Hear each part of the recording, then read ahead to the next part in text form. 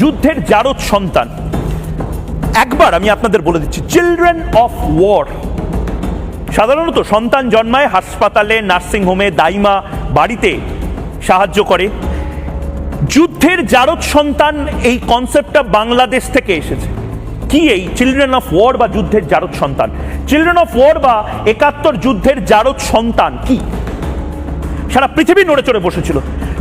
যুদ্ধে ধর্ষিতাদের গর্ভে জন্মানো এমন সন্তান, অর্থাৎ যুদ্ধের কারণে তারা গর্ভবতী হয়েছে। ভাবুন, প্রেমিক নেই, স্বামী নেই, কিন্তু তারা গর্ভবতী।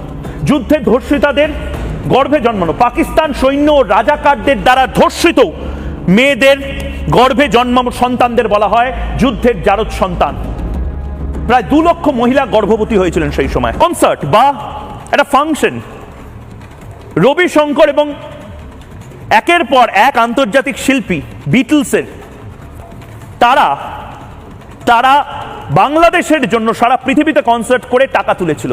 এই ইসকনকে আজকে গালাগালি দেওয়া হচ্ছে না, প্রায় ২০ কোটি টাকা ইসকন তুলে দিয়েছিল। লতা মঙ্গেশকর তিনি ৫,০০০-৬,০০০ টাকা সেই সময় ৭১ সালে জাস্ট দিয়ে দিয়েছিলেন, গান করেছিলেন ফ্রিতে। ভারতের বাঘা বাঘা তারকা, এই যে ঋত্বিক ঘটক, যার বাড়ি ভাঙচুর করে দেওয়া হলো না, সে ঋত্বিক ঘটক থেকে শুরু করে উত্তম কুমার থেকে শুরু করে সৌমিত্র চট্টোপাধ্যায়, সবাই রাস্তায় কৌটো ঝাঁকিয়ে পয়সা তুলেছিলেন বাংলাদেশকে একটা সুষ্ঠু ভবিষ্যৎ দেওয়ার জন্য। সেই বাংলাদেশ আজকে অকৃতজ্ঞের